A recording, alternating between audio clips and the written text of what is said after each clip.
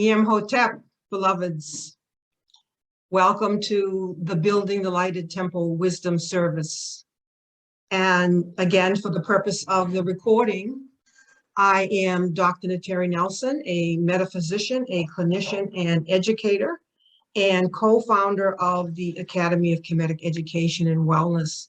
And once again, delighted to be spending this glorious Sunday with each and every one of you. And I just felt so blessed to have that extra hour today. I didn't use it to sleep. I was up and about and got some things done. So I just want to start by just saying good morning to each one of you who have arrived so far. Welcome, everyone. Well, we have, once again, a very, I would say, amazing service today. And let's just begin.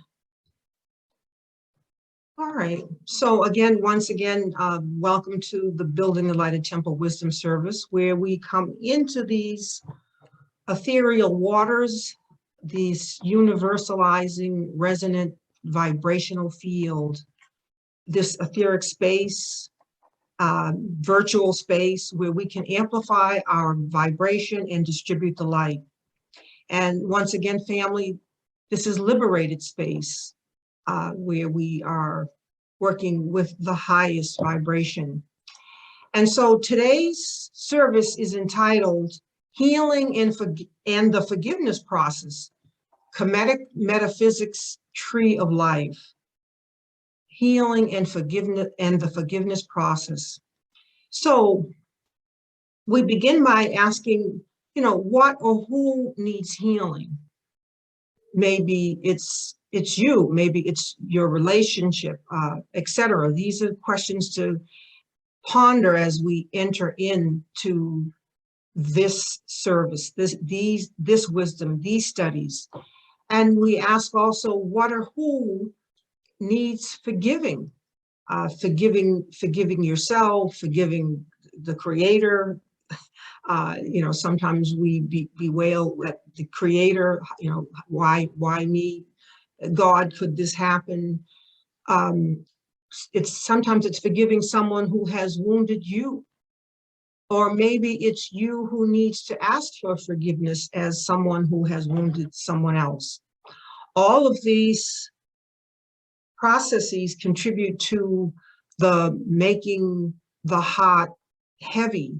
And so this is the work of the heart in transmuting all of these matters so that our heart is as light as the feather of Ma'at. And so we want to begin our teaching. We're always anchoring in the primal wisdom. So once again, family, I hold up this book, The Instructions of Ptah Hotep, and quote from his works. And what is this work? The teachings of or instructions of Ptah Hotep are one of the oldest literature books in the world. It's first published approximately 2388 BC during the fifth dynasty and under King or Nesu Biti of the North and South, King Asa. And Ptah Hotep says to us, we feel the wisdom coming through the echoes of time. He says the following: if you are angered by a misdeed, then lean toward a man on account of his rightness. Pass over the misdeed and don't remember it, since God was silent to you on the first day of your misdeed. And this is found on page 29. So let's read that again. If you are angered by a misdeed, then lean toward a man on account of his rightness, meaning lean toward him on account of the things that he is doing rightly versus the misdeed.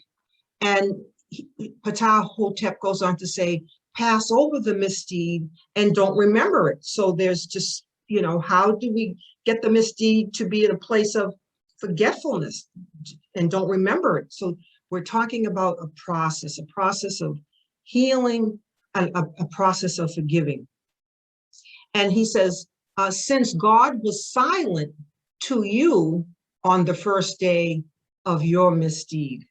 In other words, should your remembering be more resounding than the Creator, him, herself, if God, him, herself was silent on the day of our misdeed? Now, let's go metaphysically, kemetically understood to this word misdeed, because a misdeed can be on a lower turn of the spiral, on a much lower turn of the spiral, and at its lowest spiral, we are talking about either a misappropriation of energy. A misdeed may be a minor thing, but at the same time, on the lowest spiral, we are talking about what we have been learning in this wisdom service about the misappropriation of energy. And we understand that at the lowest spiral in misappropriation of energy, we're talking about isfet, we're talking about evil. So, but at the time of, if we just reason this out a bit, family, at the time of Ptah Hotep's writing, the world had not gone through this emerging white supremacist paradigm. So, when you look at scale and what he might mean by a misdeed, was he fathoming the scale that we have had to live with and endure under a white supremacist paradigm? Because he says, if you are angered by a misdeed, then lean toward a man on account of his rightness. In other words, surely he has more rightness than he has a misdeed. Pass over that minor or infraction, pass over this misdeed and don't remember it, since God was silent to you on the first day of your misdeed. But this reminds me of a poems I used to would read to my children, and when they were little. And one poem I would read came from this book written by Shel Silverstein. And in the book, he tells the poem goes like this. You see a picture of a little boy, and he's looking up at a zebra at a zoo. He's at a zoo and he's looking up at a zebra. And so the little boy looks up at the zebra into his eyes, and he says to the zebra, are you mostly white with some black stripes, or are you mostly black with some white stripes? And then the zebra looks down at the boy, and he says to the little boy, are you mostly good with some bad habits, or are you mostly bad with some good habits? And so this poem, family, brings us to really ponder, what is the character makeup of someone? What is the makeup of even this white supremacist paradigm in terms of, are we working through it with folks who are mostly good with some bad habits, or are we working with folks who are mostly bad with some good habits? So something to ponder as we begin to look at healing and forgiveness. And when we go still to our primal wisdom sources, we learn from the 42 laws of Ma'at that teach that one of them is that we have a right or it is affirmed, I have not been angry and wrathful except for a just cause. So this is one of the admonitions, to be able to affirm, I have not been angry and wrathful except for a just cause, meaning that anger was justified based on the degree of woundedness that had been inflicted, or the degree of injustice that had been enforced. And at the same time that we ponder this particular admonition of Ma'at, we want to go to the words of Dr. Martin Luther King, who, and by the way, family, put your questions in the question and answer, because I will look at them and stop for them. We go to, again, one of our ancestors, Dr. Martin Luther King, who says the following. He says, that Monday, I went home with a heavy heart. Now, this is all about the heart. He wrote in his autobiography, quote, I was weighed down by a terrible sense of guilt. So this is what he is feeling in his heart, remembering that on 2 or 3 occasions, I had allowed myself to become angry and indignant. I had spoken hastily and resentfully. You know, and that brings us to the laws of Ma'at, what he is affirming here. Then he goes on and says, yet I knew that this was no way to solve a problem. He says, you must not harbor anger.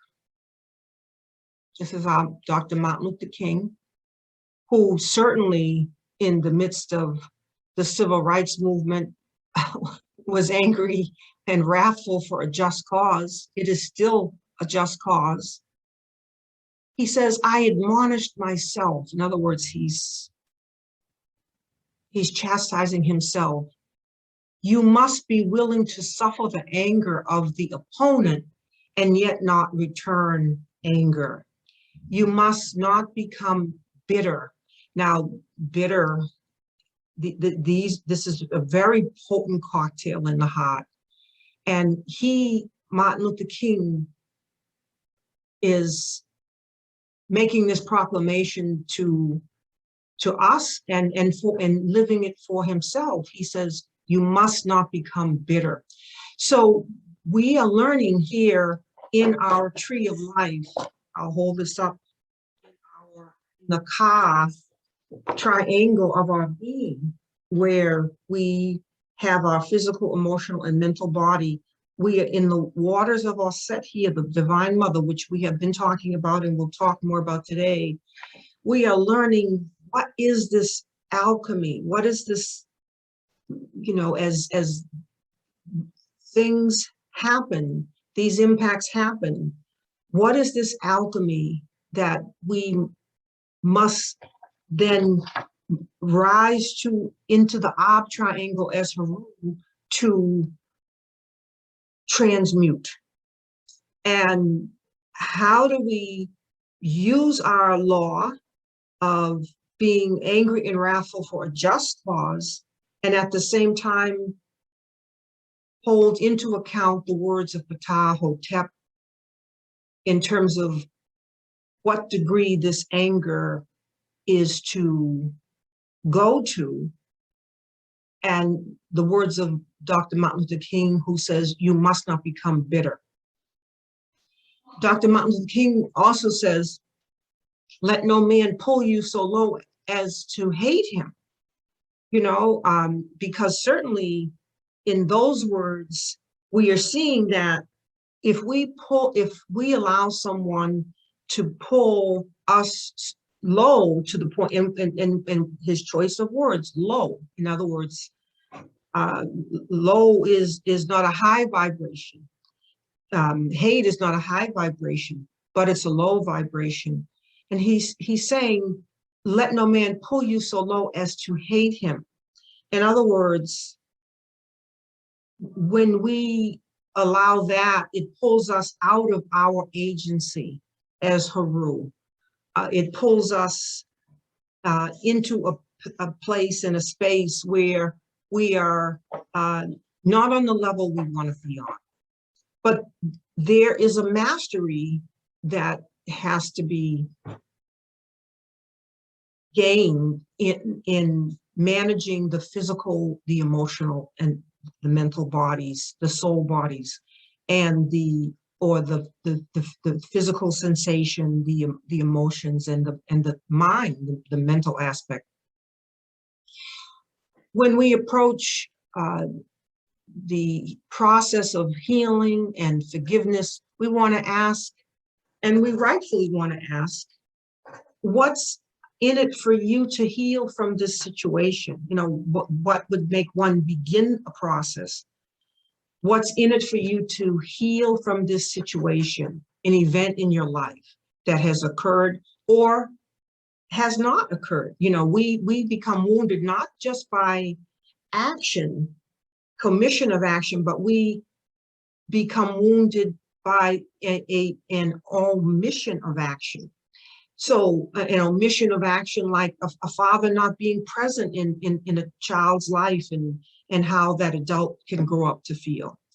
The omission of finding that one is not able to bear children, and how the wounding that might make someone feel, and how they may need to heal from that event or the absence of that event or occurrence. The second is, what's in it for you to forgive this other in this situation, this event in your life that has occurred or has not occurred? What's in it for you to forgive the father that wasn't there because over the years you have pined or mourned or longed for his presence, or the mother who maybe became substance dependent and wasn't there? What's in it for you to forgive her or him? So family, as a clinician, metaphysician, and educator, you know, I feel blessed to have helped, assisted thousands over the 3.5 decades through a healing and forgiveness process. And there are the steps and the mechanics, the Kemetic technology for moving through this process. So when we begin to look at these steps, we ask, how do we learn to be able to release, let go of that which would burden or fetter the soul in its journey? Because this is what these are impediments. They are that which would, if not let go, if not worked through, if not transmuted, if not healed, if not forgiven, they begin to be what fetters the soul in its journey. But at the same time, family, this can't be done or fully accomplished prematurely. In other words, it's as because as these events have happened on your path, each of these impacts, each of these events holds those life lessons that must be garnered by the soul in its journey. So our impacts are not without the life lessons. And I just wanted to take a moment to read something to you from one of my books, On the Way to Finding Your Soulmate. Before I do so, I'm just going to check and see if there's any questions so far. Just give me a check. All right. Okay. And some folks I didn't get a chance to say good morning to yet, but I do that later. Okay. All right. So there's 16 of us here, and someone's in the chat. Hotep family. Horace says Hotep, and Salim says, ha ha. I remember always hearing this one. That's my son. He was on the receiving end of hearing these poems. Okay. Beautiful. Yes, Salim. All these life lessons. And you're remembering. So I want to read to you from my book here because it gives proper perspective to why these things are on our path. And I wrote this as a journal entry 41 years ago. So it's been a moment. And what I say is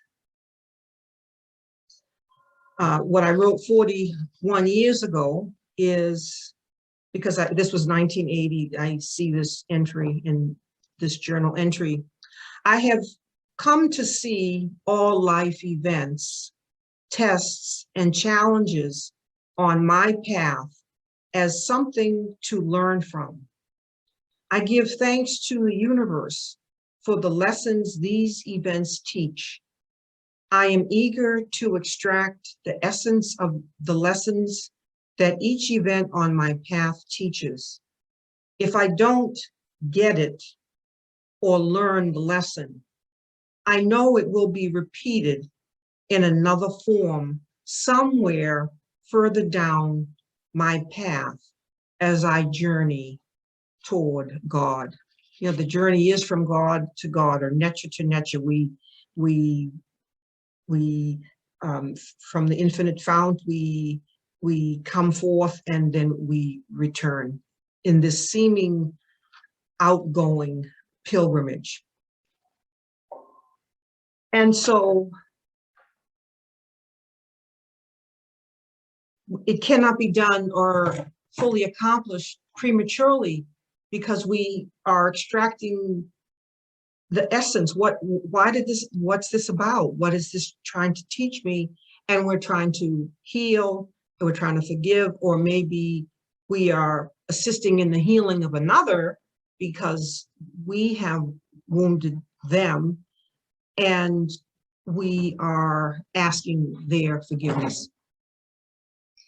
You know, an example of this, because we always come to earth with a thud, is in making application of our ancient wisdom in modern daily living, is to look at the example of the gymnasts that were sexually assaulted by their physician. So we see these beautiful, talented women, foremost of which is Simone Biles. The women, many privileged enough financially to pursue such a sport, you know, very expensive to be a gymnast, and simultaneously extremely talented. These women have enjoyed world fame, but we see that they've had to come before the public now with what I can only imagine is a feeling of great shame and humiliation, anger, rage, and betrayal. Just think, family, of how they were young girls at the time, how they've had now, with all that fame, all that glory, all that world recognition, all that talent and hard work, they have had to come publicly to share what has to be the darkest secret. They've had to share that publicly to expose the misdeed of this perpetrator. Or family, we might think of the family of George Floyd or Trayvon Martin. You know, how are they working through a healing and process of forgiveness? Or when a spouse has committed infidelity, or a neighbor has robbed you, how are you supposed to heal from and forgive this? How? But this is what is required. These are hard sayings, but this is what is required. This is all part of the journey. And it is G.M. James, one of our foremost ancestors here, in the 10 virtues that we have been given by him, that have come from our Kemetic wisdom of the ancient Kemetic Egyptian mystery system school. You know, the 10 virtues that one had to demonstrate in order to be an initiate in the Kemetic wisdom schools. We have number 7, which is freedom from resentment. When under the experience of persecution and wrong, known as courage. Just think about that, family. Ponder on that. Freedom from resentment.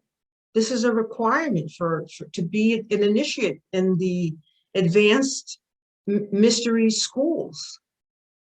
When under the experience of persecution and wrong, known as courage. And certainly in the examples already given, you know, we see the persecution and wrong. We see Dr. Martin Luther King suffering that. We see Simone Biles suffering that.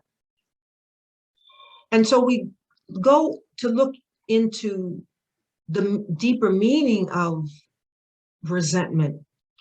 And anger and resentment is a strong feeling of displeasure.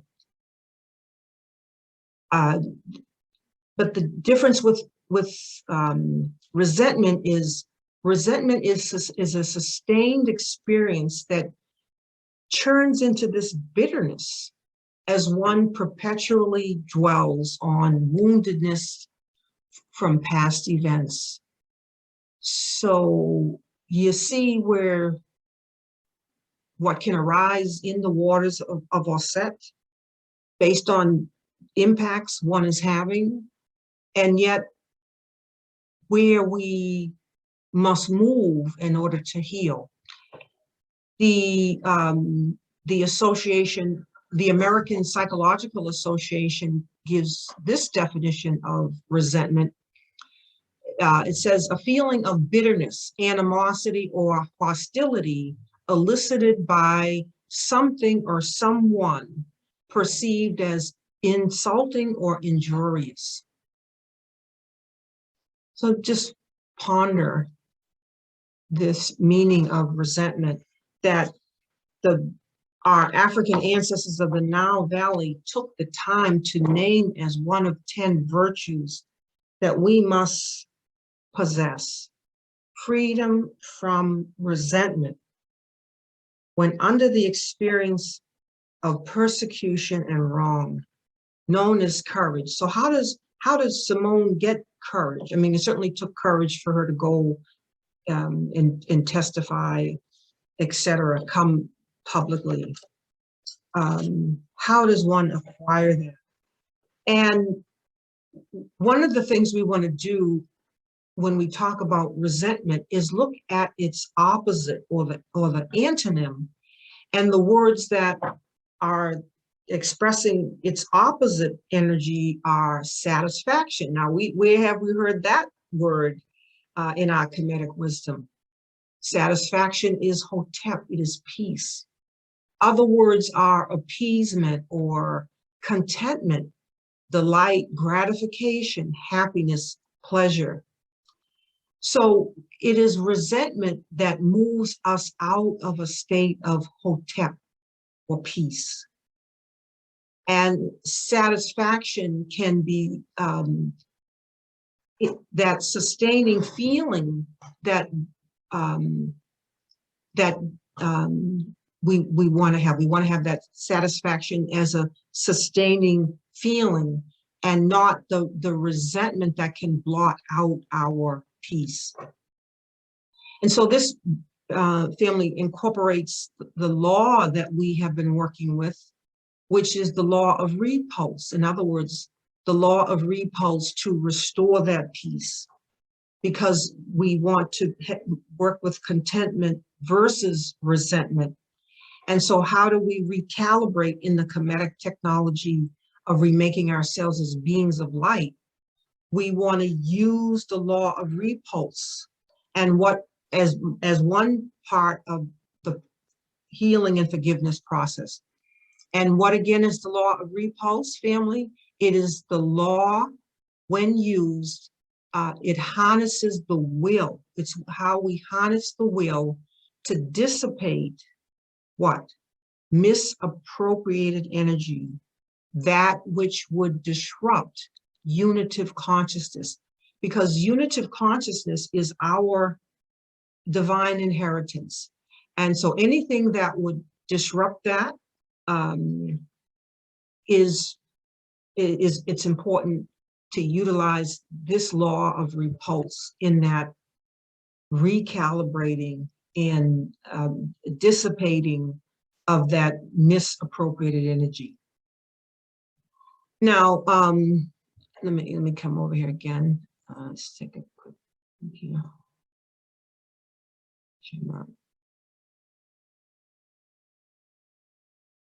See anyone here?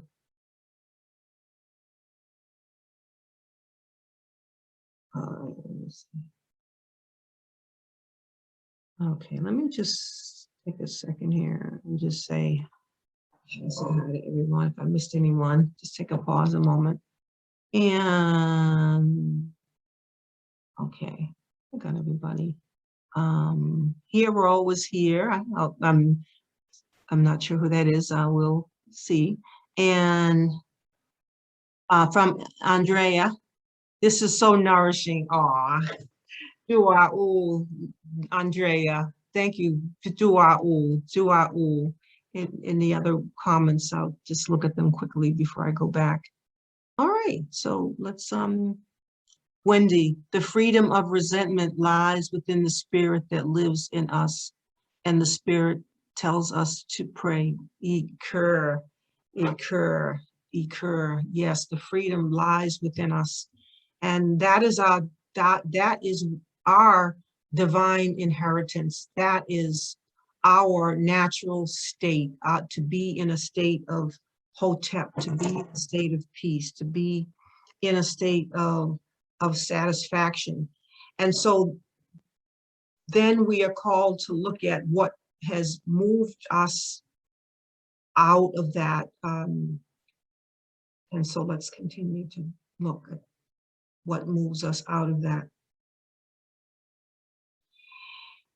And when we look at resentment, we are talking about that becoming the sustained feeling when one dwells over and over again at what has wounded them, what has impacted them, and stays stuck there like Velcro, staying stuck there. And this is trauma, when we stay stuck instead of moving into the present moment and what is happening. We are in these other frames and witnessing over and over what happened in that traumatic frame, that traumatic memory, those traumatic images, the corresponding arising within the emotional waters of Osset, the emotion that is corresponding in the body sensation that goes with that, whether it's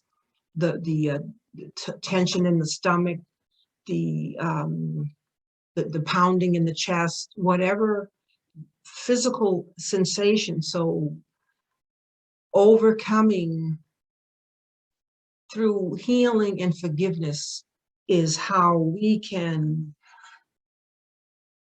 have freedom from resentment. We have to do the work of sweeping clear and clean the waters of Osset. We have to do the work, and we have to do the work in the heart, which then transmuting these energies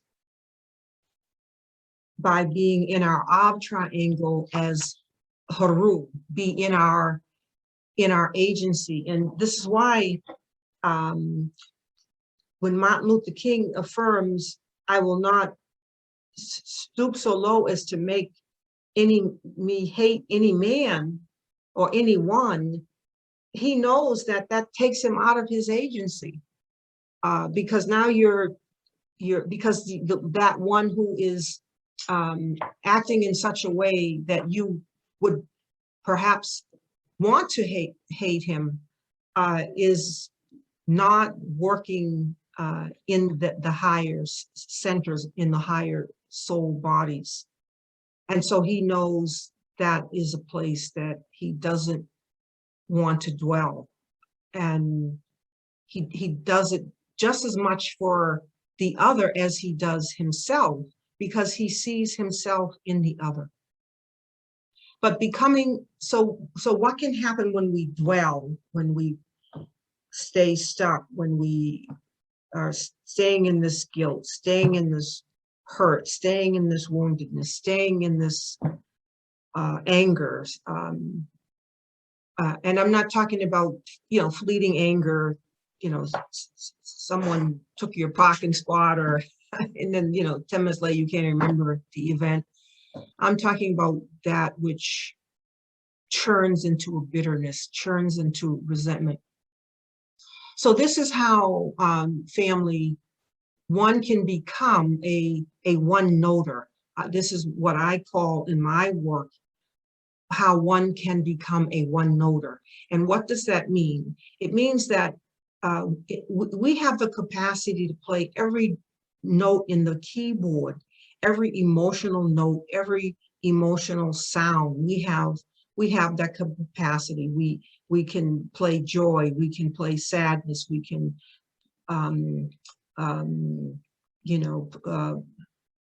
play a whole range of emotions. But when we begin to dwell, then we get fastened on one key and we become a one-noter. So you wonder why, there's what is called anger management groups, anger management programs, because folks are stuck on an anger key, and all their experience, they keep hitting the anger key. And even when they legitimately could feel some other emotion like sadness, let's say, for example, they go to a funeral, they've lost a loved one. So instead of getting in touch with their tears and crying and being sad and sitting on that key, they just convert everything to anger and then go out and bust up a car or get into a fight with someone, because that's their favored key. Then there are those who get stuck on a depression key, or they get stuck on an anxiety key, so and so on, and or a fear key. So doing this work not only frees us, but gives us the fluidity to feel our feelings and be alive and move within a range of feeling, and be empathic with, but not stuck. Just stepping back and just see the emotions flowing. So as one takes the step in the process of healing and forgiving, it's important to remember that you cannot enter into a healing or forgiveness process unless you are ready. You cannot betray your heart, cause it to be insincere, not matching what the words of your mouth are professing. You can't say you forgive someone, or if it doesn't match with what's going on in your heart, your mind, your soul. Say you have to let go of your woundedness, and you say that you have let go of your woundedness, and you have not. This is what you're professing. Say you have forgiven, and you have not, and you still hold resentments, residual resentments These harbored resentments will reveal themselves in your actions. Some of those actions will be direct, and some will be passive aggressive. Where does all this, there's a science here, and it all comes back to what the work in the heart that we need to be doing. So you cannot claim complete and total healing until it's time. You can claim measured progress steps in the process of healing and forgiving along the way. And, we have seen in the news, family, I'm not going to detail it and bring it up, because I think the very act of detailing it and bringing it up can only enhance pain. People who've lost loved ones already feel, or only leave them with the defense of having to be in denial that that's a problem. And so we see in the news instances where family members are murdered, and their loved ones are saying, I forgive, and it's not that's not the goal, to have forgiveness, but it's about the timing, and it's about doing the work. And so it is better to be authentic and genuine versus rushing to forgiveness for the sake or appearance of appearing forgiving, if you resonate with what I'm saying. Because the heart knows. The heart, if it is not reached and recalibrated to its contentment and satisfaction, and harbors resentment, those resentments come out. All right, so as we move along here,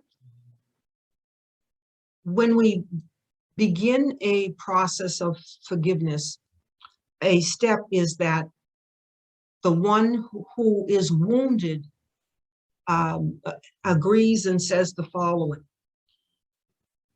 Likewise, the one who has caused the wounding agrees and says the following. Now, I'll go into what they say in a moment, but I first want to talk about the law, because what is in effect here is called the law of reciprocity. And what is the law of reciprocity?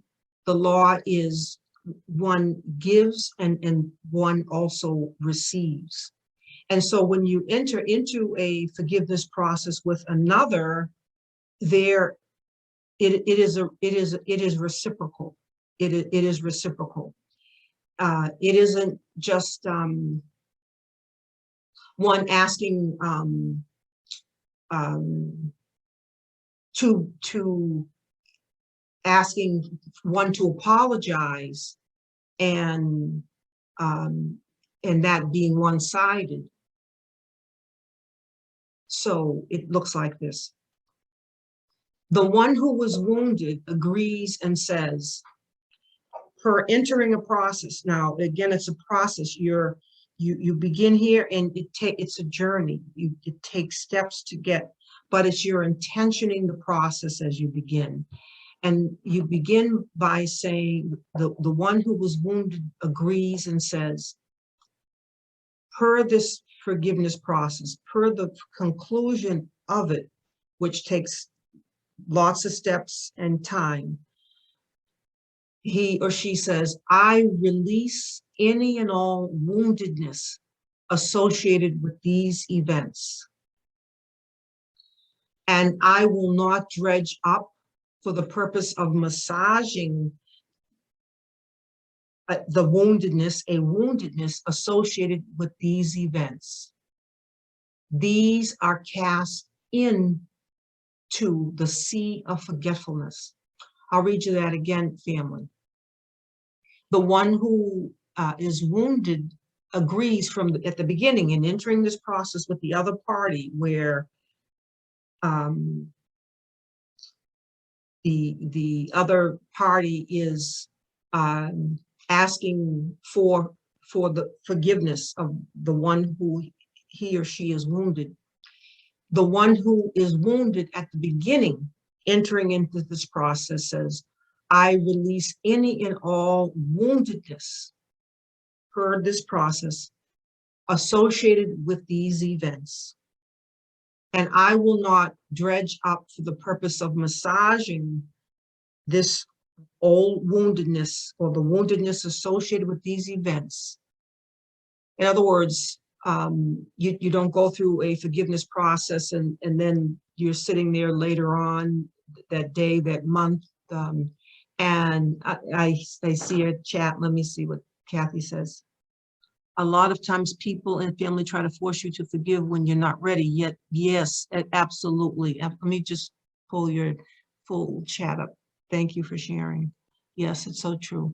And this is a process, family, so do chime in. We're 17 here, so great to see everyone. A lot of times people and family try to force you to forgive when you're not ready yet, and it makes you feel guilty. Absolutely. So this is compounding. You already had a feeling of hurt or whatever the feeling is, and then it gets compounded with guilt. If you do not, and a lot of times the oppressor is given more sympathy than the victim, which seems abusive also. Absolutely. Absolutely. Well said, Kathy. Thank you for that. Absolutely. All right, let me just see who else arrived here. Let me see, did I miss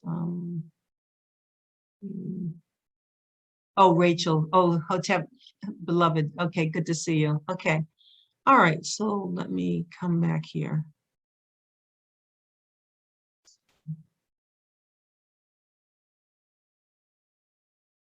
All right, we are 17 here. Right. All right. Yeah, so we have what is required for, oh, let's see. So, Kathy says, loving, and Wendy, let me just come here. These are so important to have you participate here. Let's see.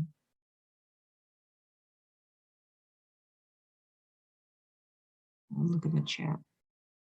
Right, is it a question? Okay, Horace says, what would you say to someone who doesn't understand our ancient wisdom teachings as being courageous and heightening our consciousness and vibrational levels, that would label freedom from resentment as being, yes, pacifistic? Yes, the complexities abound. Yes, the the things that just kind of have us ponder, sit with complexity and really discern our way and have skill in action. Because yes, for those who aren't understanding our wisdom, this could appear this way as pacifists, as how do we have freedom from resentment and be angry and wrathful for a just cause? And Rosa says, very, very, yes. And this is the work in our service, to ponder, to discern the way. And because this is the narrow middle path, it is a narrow middle path to be as Haru and to be as Asur. It is a very narrow path, and understanding what's required is something that we do moment to moment by listening to our spirit, to listen to our spirit. What is the good and perfect thing in this moment? Listening, then moving into the next moment and asking the same, what is the good and perfect thing to do in the next moment, in the next, in the next? It's not jumping out of bed and saying, I got this, because it's shape shifting spiritually. I mean, it's good to have, quote, a plan. All right, you're going to go to the grocery store, you're going to do this, you're going to do that. But at the same time, it's being able to shape shift based on what your spirit is informing you in the moment, because you're called in a moment's notice to shift and be and perform something else that wasn't on your list of things to do. So just holding that awareness. So let me just see here. And I'm calling this a part one because, family, there's so much more to do. And discernment is key, Horace says. Yes, excellent question. What would you say to someone who doesn't understand our ancient wisdom teachings? I mean, and so many are disconnected from the teachings. And this is why the world looks like it looks. And teaching as being courageous and heightening our consciousness and vibrational levels all the things that our African ancestors valued, heightening our consciousness and vibrational levels and being courageous. How many people are walking around feeling like being courageous, heightening their consciousness or the vibrational level? I mean, and that and to be freedom from resentment. These are what our African ancestors held and valued. And we live in a world that doesn't hold the same to be of value. So let me just see. Excellent questions. All right, let me go back. Even more sympathy than, all right. So then Loving Human Being says, when the wounding reoccurs, am I able to retell the old events without becoming bitter? Now, I see the words, and I want to make sure I understand what's being asked. When the wounding reoccurs, so I understand that you're in it'd be a friend or a neighbor who has wounded and then re-wounds. Am I able to retell the old events without becoming bitter? And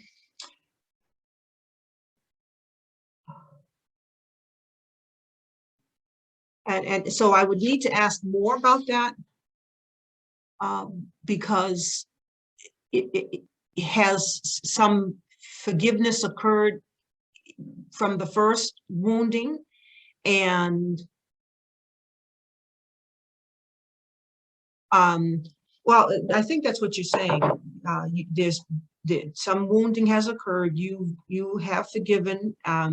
You healed, moved on, and then it happens again, and you're wondering if you're able to retell the old events without becoming bitter. I would say in response that retelling the old, because if you've done the work, if you forgave this neighbor, I mean, yes, but you healed from, it's been a long-term relationship, you've healed, you've forgiven, and you've moved on, and then that same woundedness occurs again, you are able to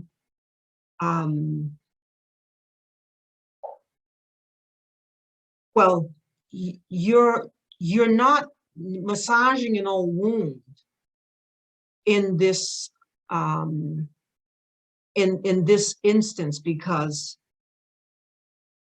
this same woundedness has occurred again. And the idea here is you're taking actions so that you're not going to be put in a position to become bitter, meaning, it's certainly time to reevaluate in the spirit of discernment this relationship. And if there's a relationship where and it's about the reciprocity also in the other of having been sincere in the process of moving through this forgiveness process with you, and really recognizing that they did wound you and their commitment not to wound you again in the same way. So did you write this question with their participation in mind? Because if you're in a, if you just go off to your corner and heal by yourself and say, I'm going to forgive this person, and you've not brought it to their attention, they have not, it sounds like this. You say to the other, I would like an apology for, and then you describe what the action was and the impact it had on you. And the other is going to say, oh, of course I'll apologize. I didn't mean to do X, and I didn't mean to make you feel A, B, and C. So at least there's been an exchange. And this is why I'm going to go back to talking again about the law of reciprocity. Let me see the rest of this before I go. Wendy says, how will your heart know when it's time to forgive someone? Okay. Oh, okay. And Rosangela says, the process of forgiveness is done when we can be in peace with ourselves and our heart is not heavy, but not always have to be done with the other person alone. Yes, yes. And that's key with the question that is being asked earlier. We can move through a forgiveness process without the other, because maybe the other is just not there, or you're not able to engage the other in a process, in a one-on-one or together.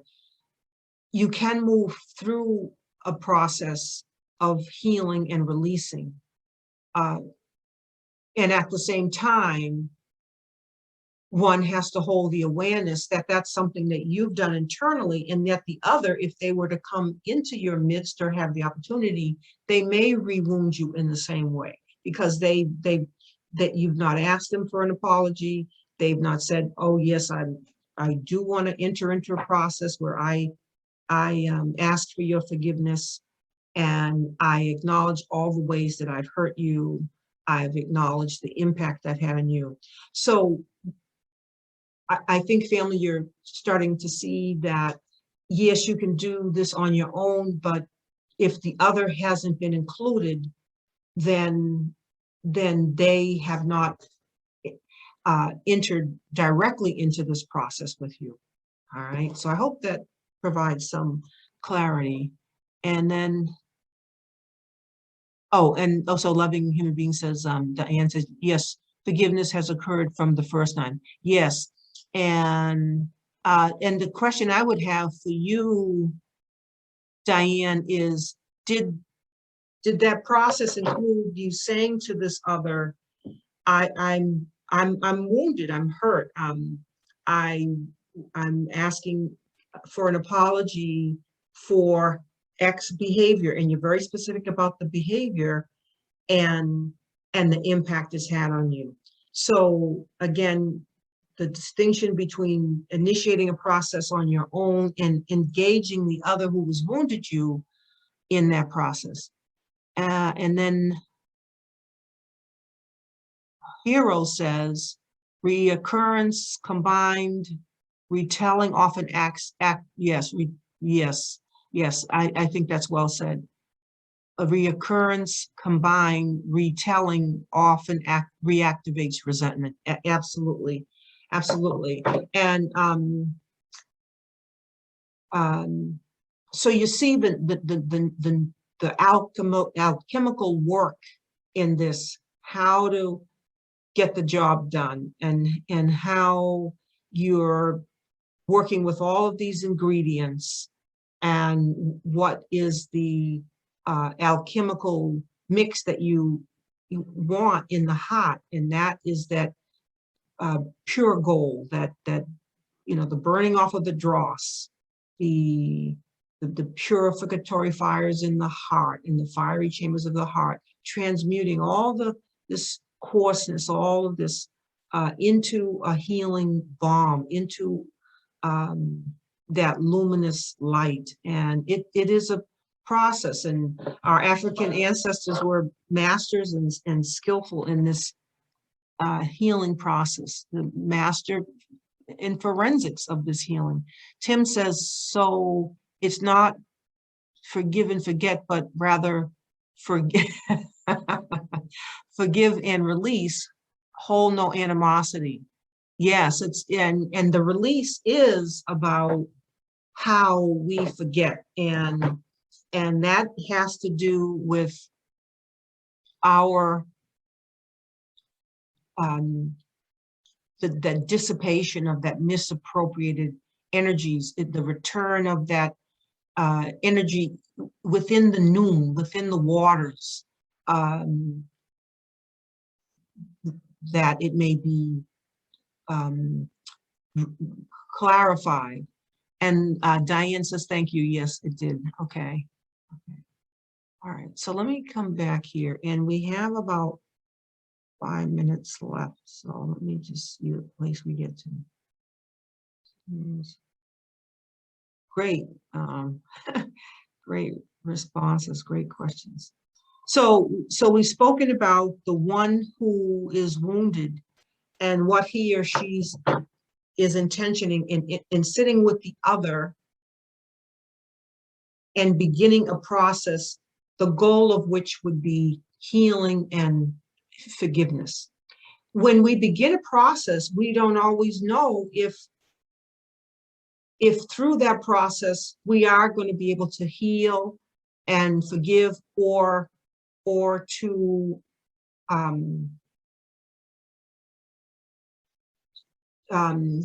say what would be healing and forgiving. We don't always know at the beginning, but it's about what is one intentioning when you come together.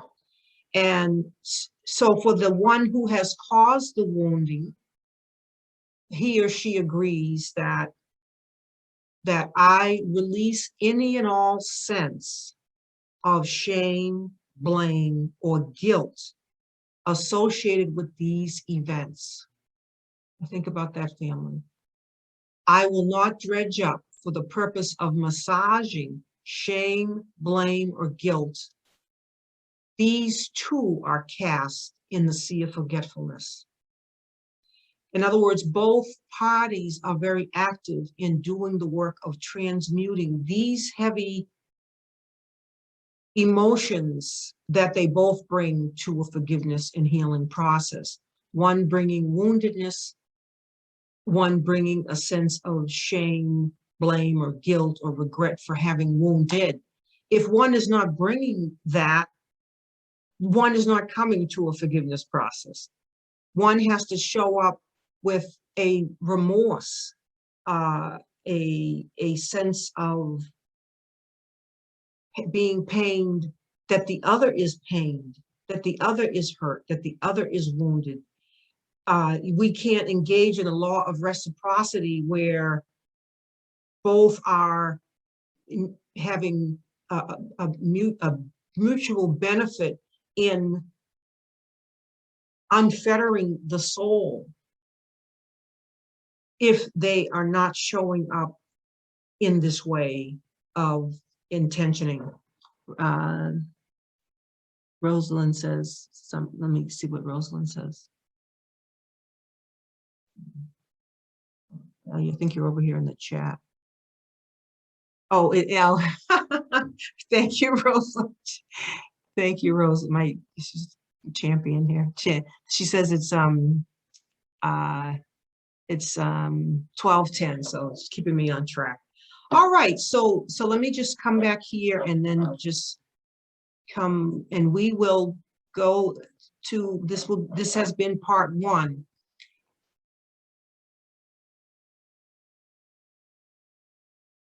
So again, family, secondly, the one who has caused the wounding intentions and agrees that through that process, from the beginning to the many steps to completed, that I release any and all sense of shame, blame, or guilt associated with these events. I will not dredge up for the purpose of massaging shame, in other words, sitting in feeling shameful, feeling blame, feeling guilt. I will not dredge up for the purpose of massaging shame, blame, or guilt. These too are cast in the sea of forgetfulness. So family, think about this as we look at the law of reciprocity and as you during your week until we meet again, to think about all the laws and all the ancient wisdom, all the skill required in this one. What good is it to ask for forgiveness and you're still feeling, in other words, if someone asks for forgiveness and